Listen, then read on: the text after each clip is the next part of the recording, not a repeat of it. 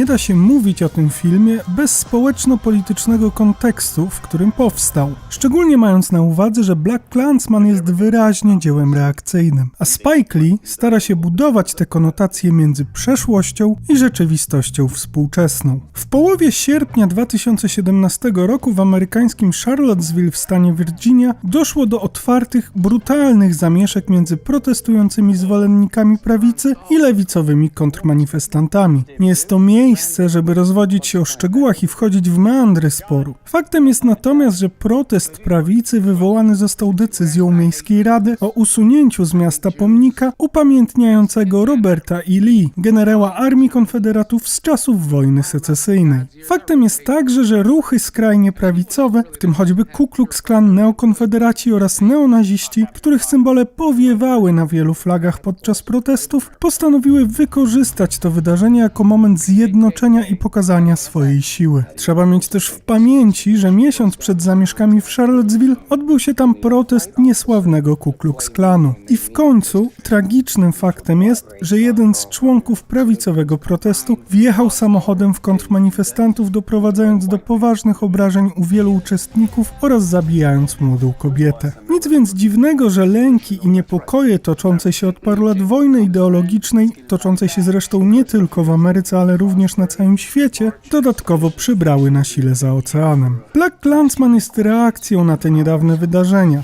na niespokojne nastroje społeczne, które podsycają skrajne emocje. Spike Lee postanowił więc wziąć na warsztat przewrotną historię Rona Stallwortha, który był pierwszym czarnoskórym policjantem w Colorado Springs i pod koniec lat 70. w tajnej akcji próbował przeniknąć, z niemałymi sukcesami, w struktury ciągle próbującego odbudować swoją siłę Ku Klux Klanu. Reżyser oparł fabułę filmu na wspomnieniach bohatera spisanych w wydanej w 2014 roku książce BlacKkKlansman. I chyba nie trzeba dodawać, że ten absurdalny motyw Afroamerykanina próbującego zapisać się do niechlubnej rasistowskiej organizacji jest doskonałym materiałem komediowym. Lee wykorzystuje te tony, wplatając w nie konteksty czarnej kultury i próbując ośmieszać radykałów, w większości przedstawionych karykaturalnie. Przy tym reżyser cały czas buduje związki przeszłości z współczesnością.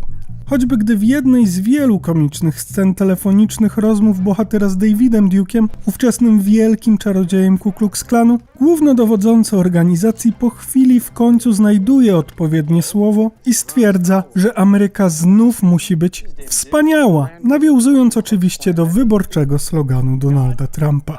Nie zawsze jest jednak tak humorystycznie. Lee wprowadza również wątki bardzo poważne, choćby zestawiając w montażu równoległym inicjację nowych członków Ku Klux Klanu ze spotkaniem Stowarzyszenia Afroamerykanów, podczas którego starszy mężczyzna wspomina doświadczenia bestialstwa rasizmu z dzieciństwa. Niestety, reżyser nie zawsze wprowadza to tak zgrabnie, a epilog filmu przekracza granicę wymowności i staje się nieco nieznośnym biciem obuchem po głowie. Oczywiście jasne jest, po której stronie opowiada się Lee, ale momentami całkowicie nieświadomie popada w hipokryzję. Na przykład, gdy niepokojące, podsycające negatywne nastroje i cały czas nawiązujące do wojny przemówienie jednego z liderów czarnoskórej społeczności usprawiedliwia ustami protagonisty, że to tylko retoryka. Ta naiwność przenosi się również na fabułę, która miejscami bazuje na wewnętrznej życzeniowości świata przedstawionego i przyjemnych, acz prostych schematach. A film znacząco zyskuje, kiedy Lee jednak niuansuje postacie, jak w scenie rozmowy Stallwortha ze swoim partnerem Flipem Zimmermanem w brawurowej interpretacji Adama Drivera. Zimmerman odgrywa bohatera na spotkaniach z członkami Ku Klux Klanu, podczas których spotyka się z nienawiścią kwestionującą jego neutralną postawę. W ten sposób zaczyna zastanawiać się nad własnym, w ogóle niecelebrowanym żydowskim pochodzeniem, analizuje jego skutki i sposoby, w jaki na niego wpłynęło. W tej jednej scenie Driver pokazuje swój potencjał, na chwilę wyciszając bohatera przymuszonego przez kontakty z klanem do rzucania z wdziękiem kolejnych absurdalnie rasistowskich tekstów.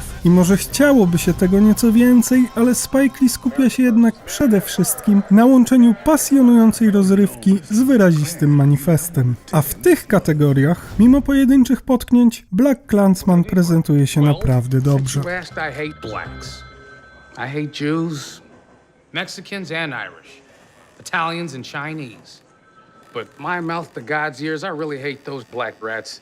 And anyone else, really, that doesn't have pure white Aryan blood running through their veins.